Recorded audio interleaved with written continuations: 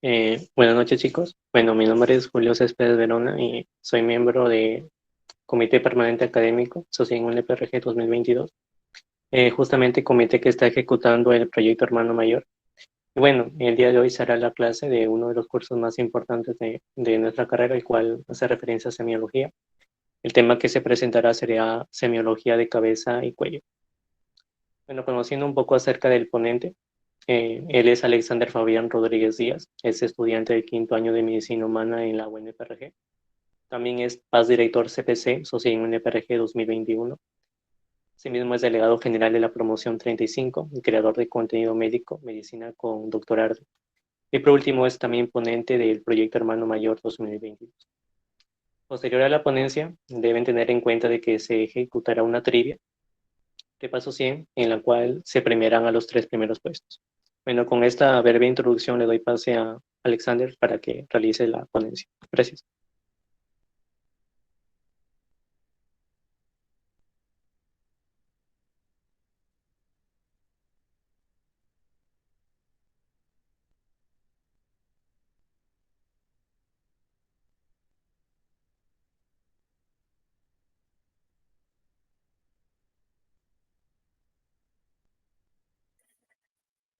Buenas noches con todos.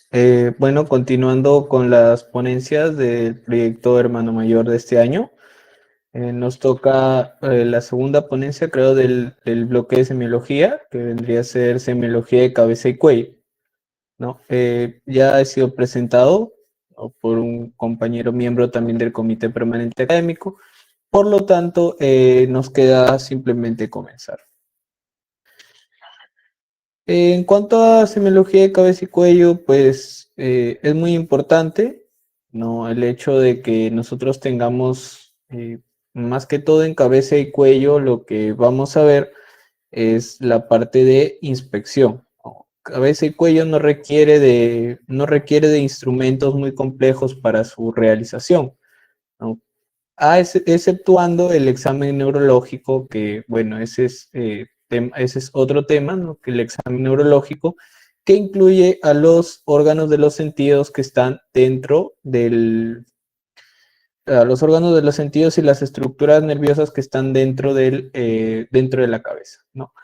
En el caso de la cabeza, lo primero que nosotros tenemos que observar es la posición de la cabeza, ¿no? La cabeza, eh, nosotros tenemos como referencia, ¿no?, que en posición anatómica se debe encontrar, ¿no?, de manera simétrica, ¿no?, recta, simétrica, centrada, ¿no? No debe haber temblor, ¿sí?, porque el hecho de que exista temblor nos va a indicar un problema de tipo neurológico. Bien, entonces, y tampoco debe estar inclinada, ¿no?, porque eso nos indica problemas de tipo postural. En el caso de la inclinación, ¿no?, de la cabeza, como podemos observar en las imágenes, ¿no?, la imagen de verde, sí, es lo que nosotros podríamos observar en una persona normal que se encuentra mirando hacia el frente, ¿no?, hacia la vista del observador.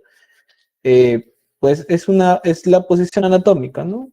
Una mirada fija, una cabeza recta, una cabeza que no está inclinada. Tenemos otros casos de inclinación, ¿no? Estas inclinaciones pueden deberse a muchos factores, pero los principales son los problemas posturales, ¿no?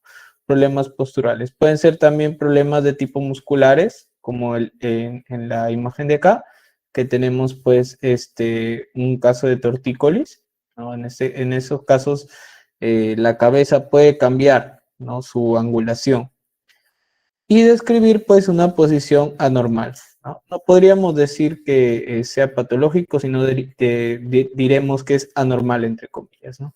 Muchos otros libros lo pueden observar como resultados esperados o no esperados, ¿sí?, porque en medicina todo es relativo y no existe cosas que sean normales, entre comillas, porque hay variaciones. Recuerden que la posición de la cabeza también puede variar, ¿no? En el caso de que estés observando a un adulto con el que estás observando a un recién nacido o a un bebé que aún no obtiene la fuerza suficiente para mantener la cabeza por encima de los hombros, ¿no? Entonces, estos son resultados esperados. a la observación. Me había olvidado mencionarles el orden que se debe seguir generalmente al hacer la inspección de la cabeza. Es ir primero, ¿sí? Cabeza a nivel de unidad, es decir, en conjunto, cabeza y cuello, la posición de la cabeza, luego vas a observar el cráneo y luego vas a ir por la cara. Una vez que hayas observado cráneo y cara, pasas a el cuello. Ese es el orden que se sigue generalmente en en lo que sería el análisis de cabeza y cuello. En cuanto al cráneo, ¿no? En cuanto al cráneo, nosotros tenemos que ver, ¿sí? Principalmente la simetría del cráneo, ¿no? Por eso he colocado este GIF acá, donde podemos observar la simetría del cráneo, ¿no? El cráneo es una bóveda, ¿no? Elipsoide, ¿no? Generalmente elipsoide, pero que igual tiene sus puntos de simetría, ¿no? Aquí podemos observar, ¿no? Una simetría que está generalmente coincide, ¿no? Con la sutura sagital. Bien, y a la parte de los costados también con estas estructuras y en el centro pues lo que se conoce comúnmente como mollera, que bueno, en los individuos adultos ya no no debe ser palpable, ¿no? Pero para establecer puntos de referencia los tenemos ahí los puntos de referencia. Cualquier problema de asimetría que se dé en cualquiera de estos 4 cuadrantes delimitados ya consiste un problema en la simetría, ¿no? Pueden ser defectos de tipo congénitos, pueden ser defectos de tipo adquirido. No congénitos, pues, como vamos a ver, algunos más adelante, y adquiridos, pues, también pueden ser producto de algunas operaciones o accidentes, ¿no? Algunas operaciones como resecciones quirúrgicas en la parte del cráneo o de accidentes también que mediante cirugías de reconstrucción facial hacen que el cráneo pierda su aspecto típico, ¿no? Entonces la inspección de la simetría del cráneo es así, ¿no? Colocando las manos del examinador, haciendo que mire frente al médico, viendo si es que no existen una simetría hacia los costados, ¿no? Y luego situando la vista por encima del cráneo para ver si es que no existe una simetría en el diámetro anteroposterior, ¿no? En este caso estamos viendo la normocefalia, es las dimensiones normales de un cráneo, ¿no? Que eso se mide con un índice que se utiliza en el caso de la antropometría, ¿sí? Tiene sus límites la antropometría.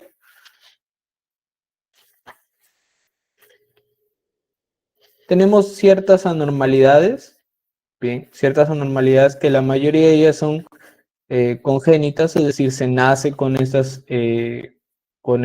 anormalidades. Tenemos la microcefalia, ¿no? Que es una cabeza, entre comillas, chiquita, pequeña, ¿sí?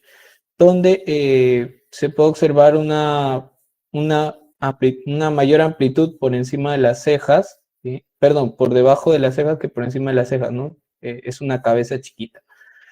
En cuanto a la hidrocefalia, bien, la hidrocefalia pues es un problema médico también que puede ser congénito, ¿no? Donde la obstrucción de alguno de los conductos por donde va el líquido cefalorraquídeo produce un aumento, ¿sí? Produce un aumento en las dimensiones del cráneo, ¿no? En este caso se observa de esta manera, ¿no? Tanto en niños como en adultos. Se observa de esta manera la hidrocefalia. La característica pues es una frente amplia, ¿no? Donde el diámetro hacia los costados es aumentado. En la braquicefalia pues consiste en una disminución del diámetro de la parte posterior de la cabeza. En la parte posterior de la cabeza se encuentra reducido. Acá no se nota porque está con este dispositivo que supongo se utiliza con fines ortopédicos, bien, pero es la reducción de la parte posterior del cráneo, ¿no? La parte posterior del cráneo está reducida. El caso contrario es la dolicocefalia, donde la parte posterior del cráneo está más abultada, ¿sí? La parte posterior del cráneo está más abultada, eso sería la dolicocefalia. Y en casos, pues, otro caso es donde aumenta el tamaño el cráneo, ¿no? Pero con sus dimensiones anteroposteriores reducidas, es el caso de la turricefalia, ¿no? Por eso se dice que en estos casos de turricefalia, el cráneo adquiere una especie de forma de torre, ¿no? De torre, de como un cubo, un prisma, ¿no? Una forma de torre, ¿no? Y se puede observar fácilmente cómo es así, cómo es que obtienen estas formas de torre. Entonces debemos estar atentos en cuanto a simplemente la inspección visual, ¿no? Porque estas son anomalías que salen con inspección visual, sobre todo cuando son muy, muy pronunciadas. Entonces, cuando son muy pronunciadas, las podemos ver a simple vista, ¿no? Y como les digo, siempre va a variar, ¿no? Va a ser diferente el caso de los pacientes pediátricos que en el caso de los pacientes adultos, ¿no? Generalmente es mucho más notorio en los pacientes pediátricos que en los pacientes adultos y es más fácil de saber si es que es congénita o es adquirida, ¿no? Diferenciándolo desde ese punto. En cuanto a la cara, bien, sí, en la cara se deben evaluar, sí, se deben evaluar dos cositas, las facies y las expresiones faciales. Generalmente las expresiones faciales corresponden más al área del examen neurológico, ¿sí? En la parte del nervio facial, obviamente. También se puede examinar, ¿no? Dependiendo del estado de ánimo del paciente, van a llegar pacientes que que estén con un estado de ánimo bajo, estén deprimidos, otros van a llegar eufóricos, otros van a llegar comatosos, que no van a responder, etcétera, etcétera, etcétera, ¿no? Pero lo que nos limita acá a entender nosotros, o la parte importante, ¿no? El kit del asunto, es entender las facies, ¿no? ¿Qué son las facies? Pues facies viene del término faz, que es cara, y generalmente nos da a entender que son rostros típicos, ¿sí? Rostros típicos o rostros que podrían ser patognomónicos de alguna enfermedad o de alguna alteración en específico. ¿Qué quiere decir esto? Que llega un paciente a tu consultorio, tú lo estás observando, ¿no? Y viendo simplemente su rostro, puedes darte una idea o a un camino, o orientarte a un camino diagnóstico, ¿no?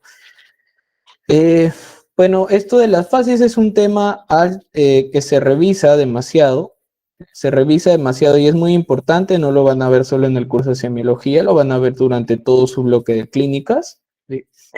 Y la verdad es que por lo menos por lo menos en nuestra institución, ¿no? En la Universidad Nacional Pedro Ruiz Gallo, durante el curso de semiología se pide demasiado estudiar las fases. Entonces, algunos docentes te van a pedir que hagas una descripción de las fases y a manera, pues, recordando eso de cuando llevo al curso de semiología, pues, es que les he dejado varias fases aquí.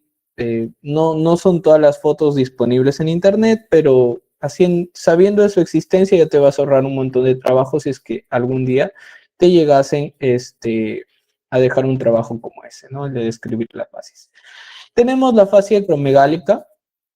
Sí, esta fascia acromegálica, pues obviamente viene, ¿no? de los pacientes que sufren de la acromegalia, ¿sí? Una especie de gigantismo, ¿sí? Esta acromegalia, todos sabemos pues que, o bueno, si es que no lo sabes, esta acromegalia es una alteración endocrina. Entonces, es una alteración endocrina, viene de la hormona pituitaria, exceso de hormona de crecimiento, y los individuos tienden a tener este aspecto, ¿no? En este caso es una paciente femenina, por lo que parece ser, pero como pueden ver, aquí se relieves óseos prominentes, no los de la frente, ¿sí? La parte de la frente, los arcos superciliares se hacen más fuertes, ¿sí? Y también la mandíbula. Estas características son fijas de la acromegalia, ¿no? También existe bueno, también lo vas a poder identificar también lo vas a poder identificar con las manos, ¿no? Las manos tienen un, un tamaño descomunal, ¿no? Eh, En sí también hay algo que también podrías verlo, ¿no? Es que existe macroglosia, ¿no? En estos pacientes con acromegalia existe macroglosia, es decir, tienen una lengua más grande que las personas promedio. La fase de ebrilización que está dado en problemas endocrinos también donde existe una mayor producción de hormonas de tipo andróginas en las mujeres, ¿no? Donde las mujeres tienden a tener un aspecto ahombrado, ¿no? Ahombrado, un aspecto más varonil. En este caso podemos observar es una paciente femenina que tiene un aspecto, pues, desde el mismo rostro. Si es que le quitáramos la marca para proteger su identidad, podríamos observar que es un rostro que parece más varonil, ¿no? La característica principal de muchas de estas fases de virilización o las fases de tipo pues, varonil es el hirsutismo. ¿Sí? Es el hirsutismo y es uno también de es uno de los signos que nos podría indicar problemas de tipo hormonal, ¿no? En las mujeres, ¿no? Un hirsutismo, pero un hirsutismo pronunciado, eh, un hirsutismo que es pues con un vello muy grueso, ¿no? Luego tenemos la fase cushingoide. La fase cushingoide es una fase característica, aunque se van a cansar de verlas, hay muchísimos ejemplos en internet de la fase cushingoide, ¿no? Esta fase cushingoide es característica, es patognomónica, ¿no? De problemas de hipercortisolismo, ¿no? Generalmente el síndrome de Cushing, ¿no? Generalmente el síndrome de Cushing. Eh, aquí en esta fase cushingoide, se puede destacar el hecho de que la cara, si la cara está redonda y está llena. La cara está redonda, la cara está llena, ¿no?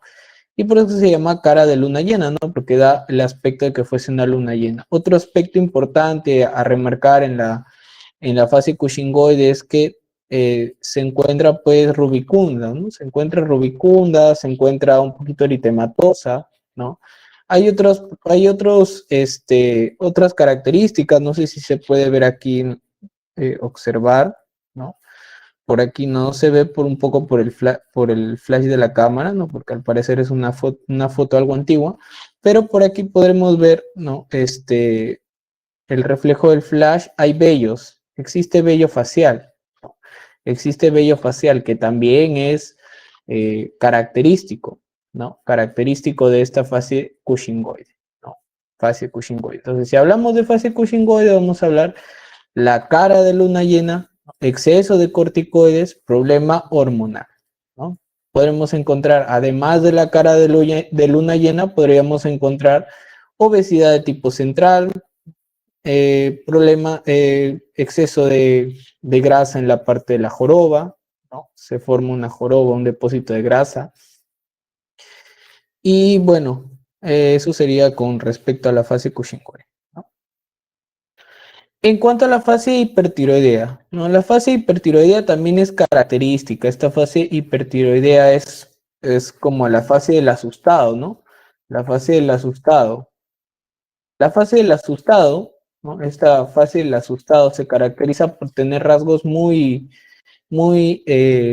extremos por el hecho de que se encuentra adelgazada la piel, ¿no? La piel se encuentra, bueno, el rostro se encuentra adelgazado, la piel se marca, ¿no? Es lo que nosotros diríamos que es un relieve óseo marcado, relieve óseo marcado. Como su mismo nombre lo dice, ¿no? Es debido a un exceso de función en las hormonas tiroideas, ¿no? Un exceso de función en las hormonas tiroideas. ¿No? Es un problema de tiroides de tipo hipertiroidea.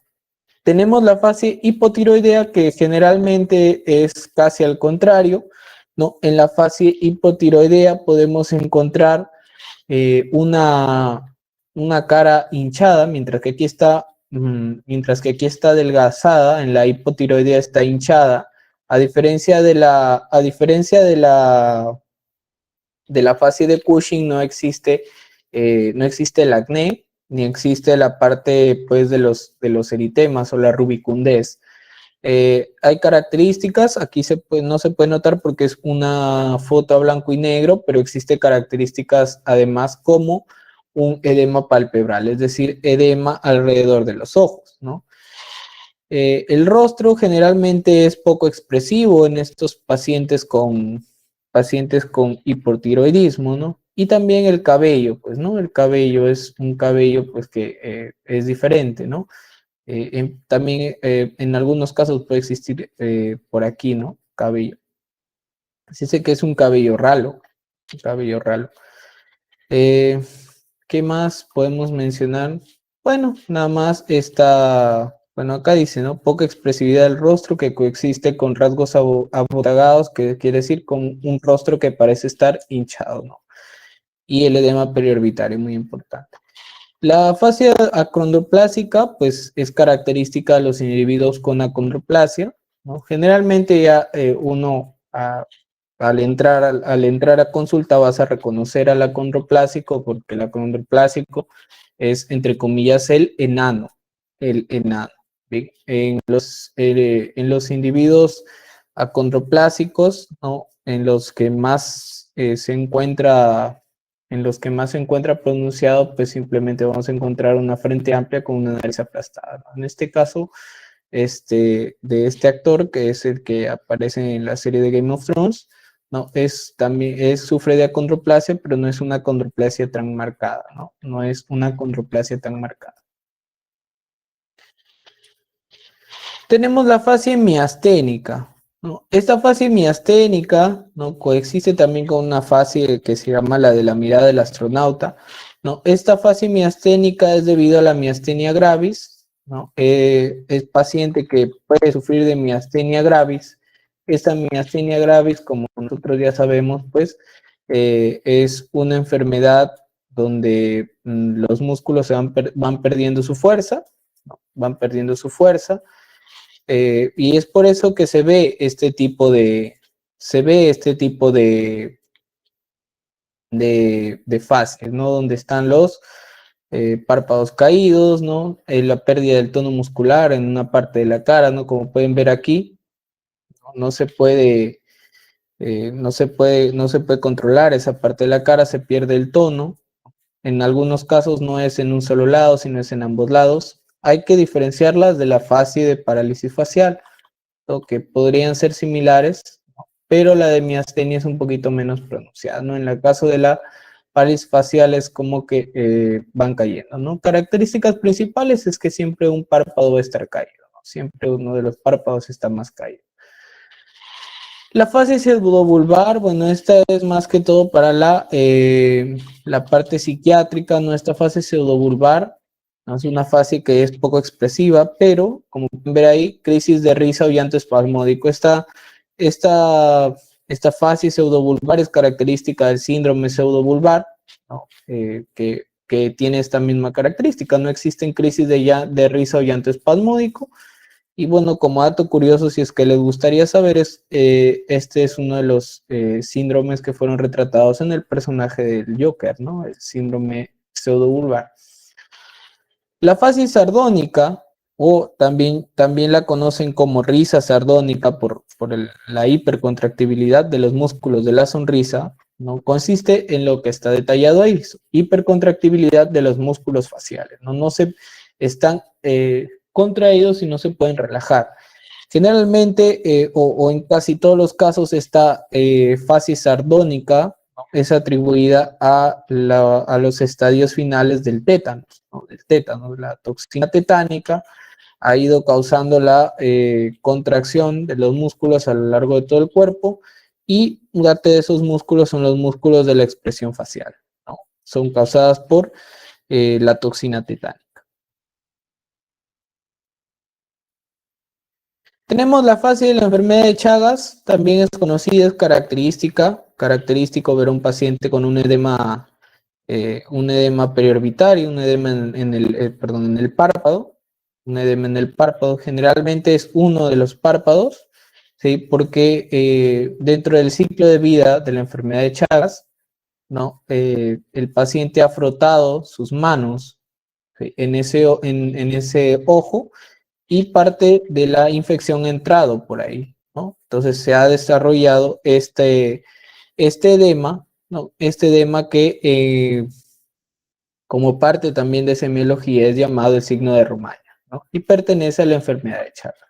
Esta enfermedad de Chagas, pues ya sabemos o deberían saber, esta enfermedad de Chagas eh, es causada por un microorganismo que se encuentra, ¿no? Dentro del tripanosoma, ¿no? Dentro del tripanosoma.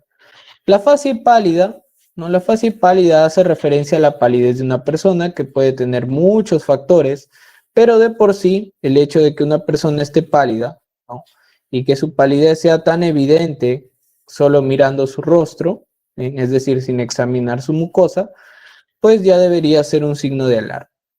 La fase cianótica generalmente está asociada a problemas cardíacos. En esta fase cianótica, como pueden ver, su característica principal es que tenemos los labios morados, ¿no? Los labios morados. Eso es lo que se conoce como cianosis facial, es cianosis en la cara, ¿no?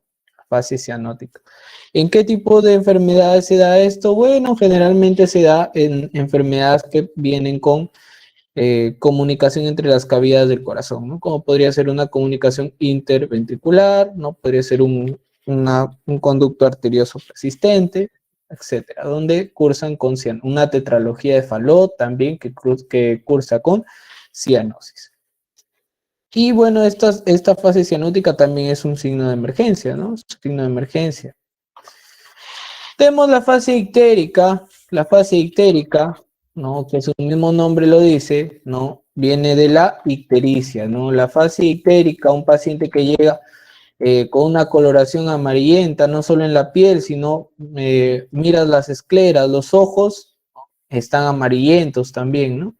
Esto nos puede indicar un sinfín de enfermedades, pero por eso es que nosotros tenemos que saber simplemente que esta ictericia es debida a una acumulación de bilirrubina en la sangre, ¿sí? Pueden tener un montón de etiologías, pero tenemos una acumulación de bilirrubina en la sangre, ¿no? Problemas de tipo hepáticos, problemas en la vesícula biliar, ¿no? Problemas del metabolismo, etc.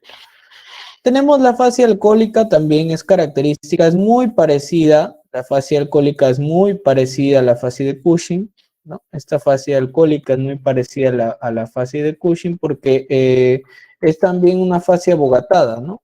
Una fase abogatada.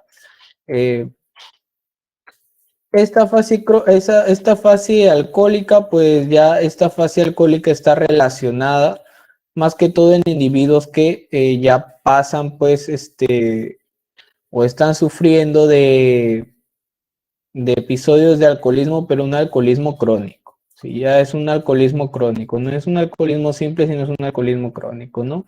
Se encuentra la cara llena, se encuentran eritemas, ¿no? De tipo, bueno, acá dice subcutáneo, se puede encontrar, ¿no?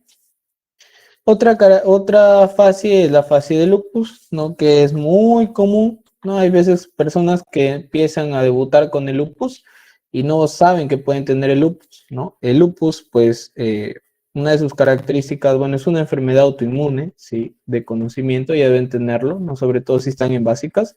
Es una enfermedad autoinmune. Esta fase lúpica se caracteriza por tener unas alas de mariposa, se le llama fascia lúpica o fascia de las asas de mariposa, alas de mariposa, ¿no? Esta su principal característica, ¿no? O sea, nosotros vemos a una persona que entra a nuestro consultorio con esta característica que tiene pues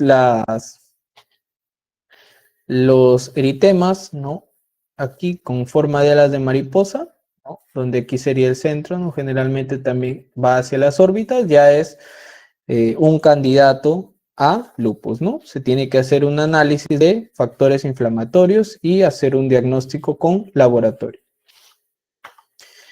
Tenemos la fase de la dermatomiositis, sí, que también es muy parecida a la fase de lupus, solo que aquí hay mucho más eritema, no está delimitado a la cara, puede existir en la cara, sí, pero no está delimitado a la cara, como pueden ver aquí.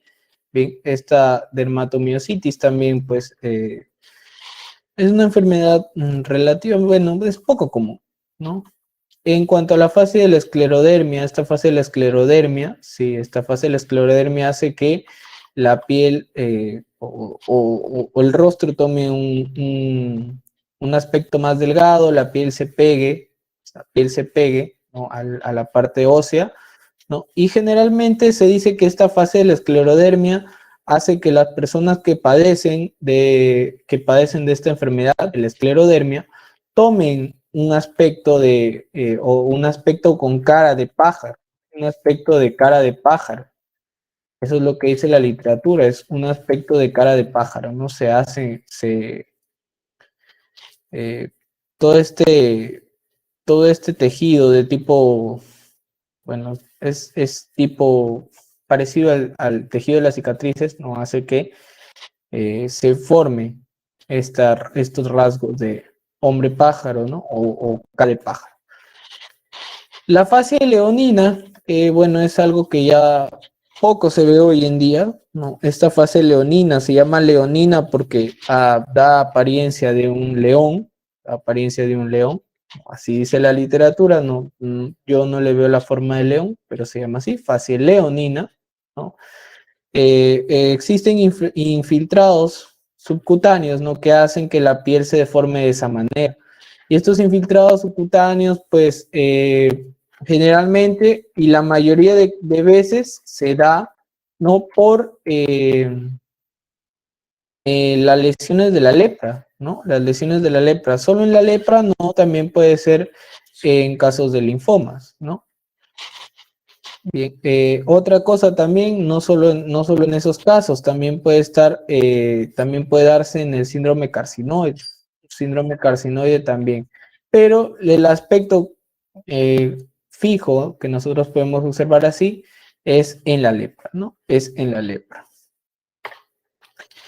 La fase hipocrática, que bueno, ya tener a un paciente en fase hipocrática, no creo que te llegue a consulta externa a un paciente con fase hipocrática. Generalmente estos lo vas a encontrar cuando hagas el internado, no los vas a encontrar ya hospitalizados o van a llegar así a emergencias. En algunos casos dicen que la fase hipocrática es indicativa de shock, ¿no? Paciente que está muy, muy grave, su mismo aspecto lo dice, ¿no? Es un individuo que está demasiado delgado, los ojos hundidos, que de por sí podría ser un síntoma de deshidratación, ¿no? Ojeras, palidez y el sudor frío. Estas fases hipocráticas generalmente se ven en los pacientes que han sufrido o que están sufriendo episodios de peritonitis, Bien, luego sigue una similar, la similar es esta, la fase caquéctica. Esta fase caquéctica es similar a la fase hipocrática, pero no es tan indicativo de una enfermedad grave, de una emergencia. Esta fase caquéctica pues hace referencia a un individuo que está desnutrido. Bien, puede ser un individuo que está desnutrido, puede ser un individuo que lleva una alimentación, pero que su cuerpo se encuentre en estados hipercatabólicos y no le permiten absorber los nutrientes correctamente, ¿no? ¿Qué es un estado hipercatabólico? Un estado hipercatabólico es en el cual se incrementan las demandas del organismo. Podría producirse por un hipertiroidismo, podría producirse, y generalmente se produce más en los pacientes con cáncer, ¿no? Los pacientes con cáncer generalmente terminan en estados hipercatabólicos, ¿no? Debido a las demandas nutricionales de los tumores, y estos estados hipercatabólicos llevan al paciente a la caquexia, ¿no? Llevan al paciente a la caquexia, que le da ese aspecto de flaco, ¿no? En lo que dicen comúnmente el paciente, o bueno, lo que dicen las personas, ¿no? Las personas dicen, tal persona estaba bien gordita y de pronto se secó, ¿no? Podría ser, ¿no? Por un episodio hipercatabólico, ¿no? Luego tenemos la fase de la pelagra, ¿no? La fase de la pelagra, que se llama también la fase pelagrosa, generalmente es una piel que se descama, ¿sí? Como podemos ver, es una piel eritematosa que se descama, no se limita solo al rostro. Si no se limita solo al rostro, puede aparecer en el cuello, en las extremidades. zonas que generalmente están expuestas al sol, ¿sí? Zonas que generalmente están expuestas al sol, ¿no? La piel ya lo hemos mencionado, rojiza, áspera, se descama, ¿no? Esta fase, bueno, ya debería ser, pues, conocimiento también, ¿no? Que esta pelagra, pues, es deficiencia de niacina, ¿no? Es deficiencia de niacina. La niacina es una vitamina del complejo B. Seguimos. Teníamos la fase de la parálisis facial. Miren, recuerden que podría ser similar a la fase miasténica, ¿no? Recuerden, solo que aquí el párpado no está semicerrado. Aquí existe, no, o mejor dicho, no existe un control, no se puede mover parte de los músculos faciales. Se puede quedar así, como observamos en la fotografía, podría quedarse con hipotonía, es decir, el rostro caído, la mitad del rostro caído, dependiendo de la afección, porque estas parálisis de tipo facial generalmente se producen por accidentes cerebrovasculares. En cuanto a la fase parkinsoniana, esta fase parkinsoniana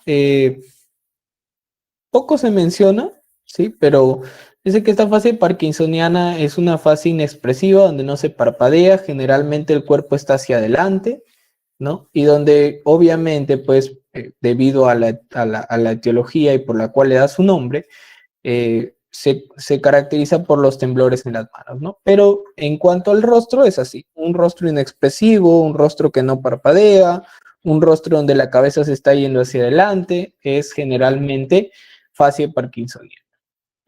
La otra fase final que hemos colocado por ahí es la fase mongólica, ¿no? La fase mongólica es característica de los niños que sufren con o que han nacido, ¿no? Que han nacido con síndrome de Down, ¿no? Que es una anomalía congénita, trisomía en el cromosoma 21. Una vez que hemos observado las fases, no hay mucho más que hacer en la cabeza, ¿no? Salvo el palpar los ganglios linfáticos, ¿no? Que bueno, vamos a hablar un poquito más acerca de los ganglios linfáticos, ¿no? En una diapositiva adelante, pero generalmente no es algo que se haga muy a menudo la palpación de los ganglios linfáticos, porque cuando hay problemas con los linfáticos, estos aumentan su tamaño, ¿no? Lo que se llamaría adenopatías. Y una vez que tú observas los ganglios linfáticos de tamaño aumentado, te das cuenta, pues, que hay un problema, ¿no? Son contados casos en los que se podría palpar, pues, para observar si es que son dolorosos, ¿sí? Pero más que todo no hay mucho que hacer por ahí. En cuanto al cuello, al igual que la cabeza, observándolo como un todo, tenemos que ser conscientes de su posición, ¿sí?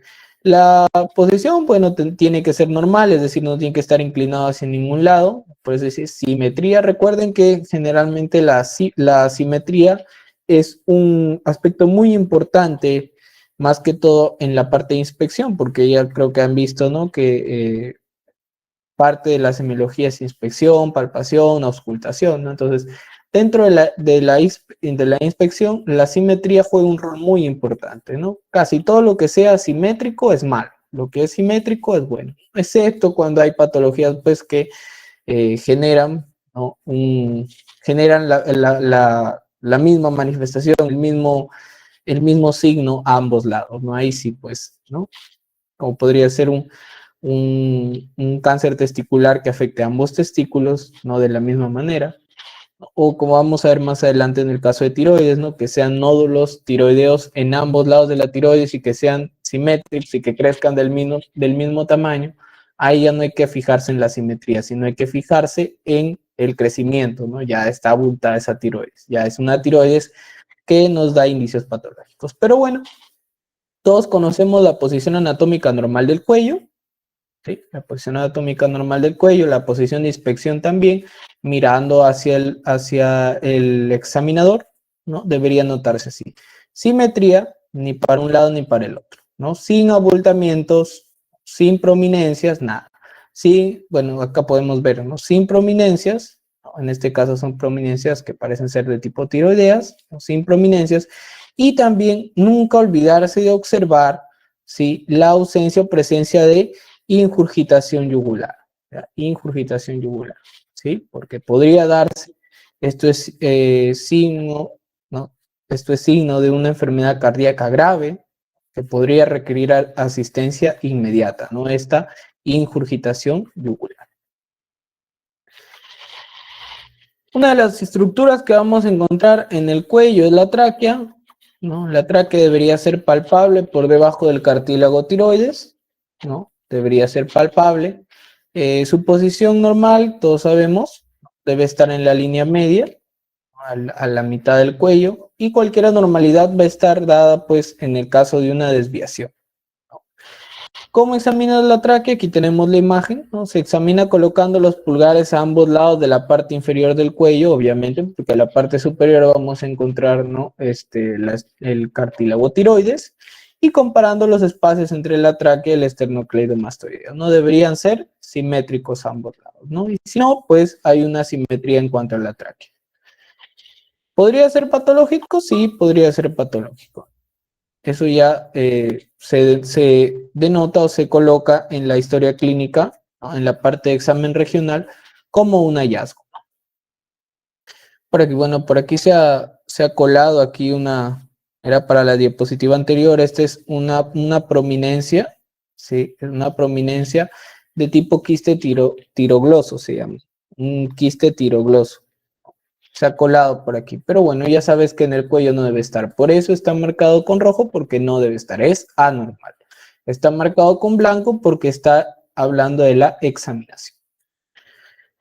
En cuanto a los ganglios linfáticos, bien, lo normal, lo que esperaríamos encontrar es que sean no palpables o que sean apenas palpables, ¿no? Que sean palpables o que sean apenas palpables. Estos ganglios linfáticos, pues bueno, van a existir, ¿no? Las cadenas, las que nosotros vamos a observar en el cuello, van a ser las cadenas cervicales anteriores, las cervicales posteriores y los supraclaviculares, ¿no? En cuanto en la cabeza, vamos a tener los auriculares, preauriculares y postauriculares, los occipitales, bien, y los submentonianos. Como les había mencionado, en el rostro también es importante evaluar la simetría. Sí, la simetría, porque en casos de parotiditis puede alterarse esa simetría, es decir, en las paperas a veces hay la glándula salival de un lado está más inflamada que la otra. Puede existir también adenopatías, es decir, inflamaciones de ganglios que hagan que un lado de la cara se vea más ancho que el otro, ¿no? Pero son cosas que resaltan a simple vista. Bien, ¿cómo se examinan los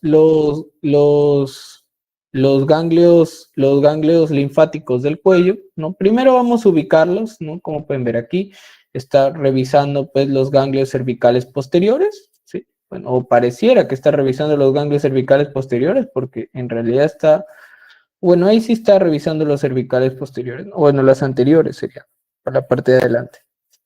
No está en la nuca, sino está en la parte de adelante, ¿no? Y simplemente es irlos tocando, ¿no? ¿Cuándo vamos a nosotros sospechar de algún proceso infeccioso, ¿no? En este caso, cuando estén agrandados, ¿no? Sensibles, es decir, que los los tocas y el paciente hace una reacción como de dolor. No va a ser tan fuerte, pero va a hacer una reacción dolorosa, como un quejido, ¿sí? O cuando tengan sensación de calor que bueno, nos va a indicar ya sí un proceso inflamatorio. Bien, aquí está revisando, ¿no? La misma doctora, los ganglios supraclaviculares, ¿sí? Que están aquí por encima de la clavícula y por eso se llaman supraclaviculares. Y aquí tenemos, por ejemplo, ¿no? Una adenopatía en el cuello, que parece ser de un ganglio cervical posterior. Así se ven los ganglios abultados como pequeñas masitas, ¿no? De tipo ovaladas, ¿no? No son circulares, son ovoides, son de forma de huevo, de forma de cápsula o pastilla. En cuanto a la tiroides, el examen tiroideo, pues es uno de los que deberían hacerse de rutina siempre que se sospeche de casos de tiroides, ¿no? Siempre que se observe una de las fases, ya sea hipotiroidea o hipertiroidea. Bien, la tiroides, como pueden ver aquí, bien, esperamos nosotros que sea simétrica y apenas visible, debe ser apenas visible porque está por encima del cartílago, o bueno, está un poquito por debajo del cartílago tiroides, ¿no? Y sí se puede palpar, ustedes mismos pueden intentar palpar su tiroides, ¿no? Con una sola mano, la colocan un poquito por debajo del cartílago tiroides, la manzanita de Adán, pasan un poco de agua y van a ver cómo se mueve. Sí, este movimiento debe ser no doloroso, ¿sí? Y este movimiento debe ser liso. Este movimiento debe ser liso, es decir, debe pasar fácil. Los lóbulos pequeños sí no deben estar agrandados, deben ser lisos al tacto, sí no deben evidenciarse ningún tipo de rugosidades. La glándula se eleva ligeramente al deglutir, es cierto, por los ligamentos que la mantienen en su sitio, ¿no? Se elevan al deglutir. Hallazgos anormales, podemos encontrar asimetría, una glándula tiroides que esté agrandada o visible, podríamos encontrar también un eritema, ¿sí? Es decir, la zona de la glándula tiroides que se encuentra roja, también podría ser una anormalidad. Existen tres maniobras, ¿no? Para evaluar la tiroides. Tenemos la maniobra de Crebain, la maniobra de Collins, ¿no? Y bueno, la maniobra de una sola mano, que no recuerdo ahorita el nombre, ¿no? Que la tenemos ahí.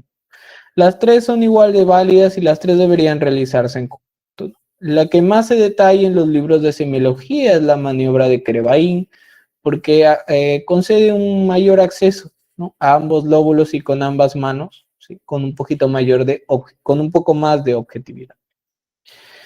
Anormalidades de la tiroides que podemos encontrar, ¿no? La principal y que siempre va a saltar a la vista es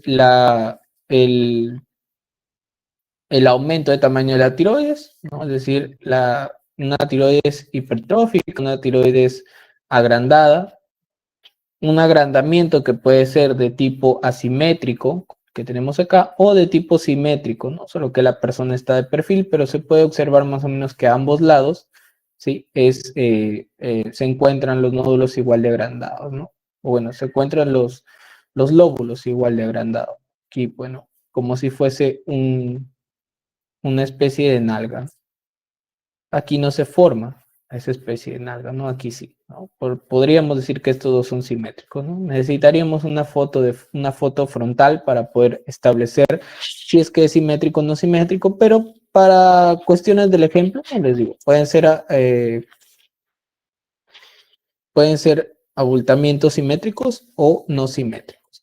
Ya eso el endocrinólogo, que es más especializado, él sabe cuándo es simétrico, cuándo es asimétrico, y también pues ayudándonos siempre, ¿no? De los exámenes como la histopatología para poder determinar la naturaleza, porque puede ser un hipertiroidismo, puede ser un bocio, o podría ser también un cáncer de tiroides.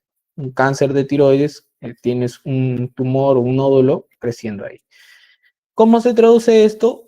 Dense a la idea de que la tiroides normalmente es lisa. Bueno, esto no tiene mucho que ver con lo que vamos a hablar aquí, bien, pero dense a la idea de que la tiroides, como pueden ver aquí en esta región roja, es lisa, ¿no? Y los nódulos son grumosos. Entonces, al momento de palpar, ¿sí? Al momento de palpar tú en una tiroides que sea patológica o que está teniendo, que tiene nódulos incipientes, es decir, que no se pueden notar o que el paciente no ha notado, que nunca se ha revisado la tiroides, al momento de examinar su tiroides vas a sentir esa especie como de rugosidad, como de pelotitas que están ahí, ¿no? Eso es un nódulo tiroideo. Generalmente, ¿no? Estos no son simétricos, ¿no? No existe un crecimiento simétrico porque a veces hay más nódulos a la derecha que a la izquierda y viceversa, ¿no? Puede darse así. Bueno, este es un video que, bueno, ya ustedes les van a pasar las diapositivas, supongo, porque, bueno, este video dura unos 6 minutos, sí, 6 minutos, y ya estamos un poquito sobre la hora porque son 9:54, entonces es un video que hice, ¿no? Como han visto en la presentación, soy creador de contenido en una página de Facebook, entonces lo hice para la página de Facebook, pero aprovechando que estamos en el tema, ¿no? Aquí tenemos un video de exploración tiroidea. Véanlo, si es que les interesa un poco más sobre el tema, está muy completo, la verdad, ¿no? Todo lo que es, entre comillas, debería saber para el área de semiología, ¿no? No, tampoco es un video para endocrinología, ¿no? Ahí se los dejo de regalo. Toca el artículo de investigación, debido a que este es una ponencia del bloque de clínicas. Tenemos este artículo de investigación, ¿no? Que dice, there is no routine head and neck exam during the COVID-19 pandemic. ¿Sí? Entonces, básicamente el título se traduce como es que no existe un examen de cabeza y cuello, ¿no? De rutina establecido, ¿no? Para la pandemia de COVID-19. ¿No? Aquí tenemos los autores, tenemos la referencia bibliográfica, también va a estar ahí el link, he colocado el link aquí, no es de acceso libre. Bien, coloco el link aquí para que ustedes, si gustan, lo quieran leer. Bueno, y el abstract, pues lo que nos dice, ¿no? Es que la examinación de cabeza y cuello, pues es un examen de rutina, un examen que se debe realizar en todos los pacientes. Sin embargo, debido al COVID-19 y al hecho de que en el COVID-19 pues se acumulan partículas virales en las vías respiratorias superiores, entonces no se ha establecido un examen de rutina para estos pacientes que llegan con COVID-19. Y bueno, aquí se están algunos puntos claves, ¿no? Algunas recomendaciones sobre cómo se debería hacer. ¿Sí? Dentro de las cosas que más me llamaron la atención de este artículo, ¿no? Que se deberían saber, pues son las recomendaciones para los pacientes, ¿no? Para examinar los pacientes, sobre todo en aquellos a los que se les va o se les ha realizado una traqueostomía, que es uno de los principales poblaciones en las cuales se centra este artículo, ¿no? Nos dice pues que siempre tendrán que llevar el EPP, el equipo de protección personal infaltable, que hay que minimizar el personal que va a realizar la intervención o la visita, ¿no? A este paciente. ¿Sí? Hay que realizar los procedimientos, ¿no? En cuartos con presión negativa y bien ventilados. Y bueno, las recomendaciones para luego el procedimiento, que es retirarse el impermeable, ¿no? Y darse un baño. Esta es otra de las recomendaciones que nos da. Nos dice que en pacientes que están con traqueostomía, se les debe colocar dispositivos de seguridad a su tubo de traqueostomía para disminuir la presencia de aerosoles. Y es obvio, ¿no? Por eso se centra en los pacientes con traqueostomía, porque a ellos es donde se les debe examinar la región cervical, ¿no? De manera obligatoria. Otra cosita que me ha parecido importante aquí, pues, son los niveles o los equipos de protección personal que sugieren que deben ser llevados de manera obligatoria por aquellos pacientes, médicos que van a revisar a este tipo de pacientes, ¿no? Obviamente para todos se debe usar, bueno, en este caso, porque el artículo fue escrito en el año 2020, ¿no? Para todos recomienda que se lleve todo, ¿no? Para todos, ¿sí? Y mira que en algunos casos puede variar un poco más, poco menos, la protección ocular, ¿no? El impermeable, ¿no? Pero mira, los guantes, la higiene de manos y la mascarilla N95 está en todas, ¿no? Está en todas. Mientras que la protección del cabello es opcional también en todo, ¿no? ¿A qué procedimiento se refiere? Pues bien, tenemos la examinación de rutina de cabeza y cuello, una laringoscopía flexible, ¿no? Succión nasal o de oídos, cambio de los tubos de traqueostomía, ¿bien? Una inserción de una sonda, ¿no? Pero de tipo endoscópica, y cambio, ¿no? de prótesis tracoesofágica. Sí, tema importante, ya que estábamos hablando de la fascia condroplásica, ¿no? Y mencionamos al actor que interpreta a Tyrion Lannister en la serie Game of Thrones, podemos colocar aquí una frase, ¿no? Dicha por él. La mente necesita libros como la espada necesita una piedra para afilarla si quiere mantener su sonrisa, ¿no? Bueno, eso quiere decir simplemente que nunca pierdan el entusiasmo por la lectura. No les voy a decir que se pasen siendo un ratón de biblioteca, pero siempre dándose un tiempo para leer algo que les estimule, que les llame la atención, si es de la carrera o no. Y,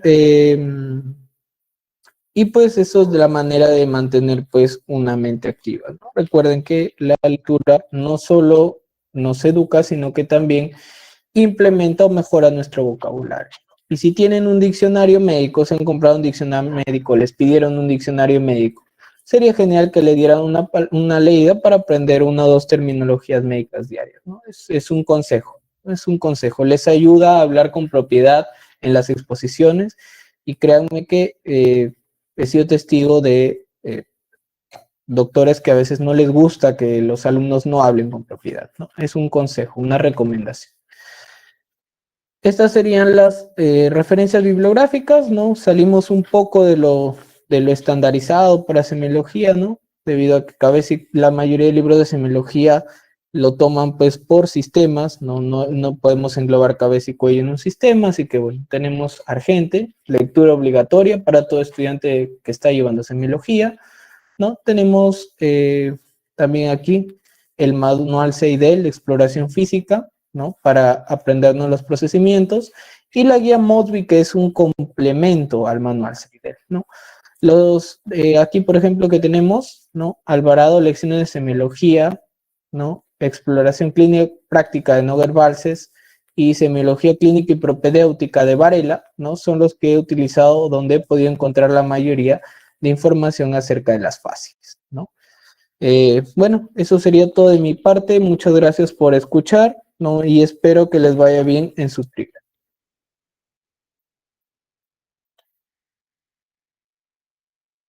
Muchas gracias, Alexander. En realidad una muy buena ponencia. Muy buena ponencia. Bueno, mi compañero Gilmer pasará el pase de lista. Recuerden que el pase de lista es importante porque posterior a que ustedes llenen el pase de lista, habrá una trivia en la cual los tres primeros puestos serán ganadores de material médico virtual o académico virtual.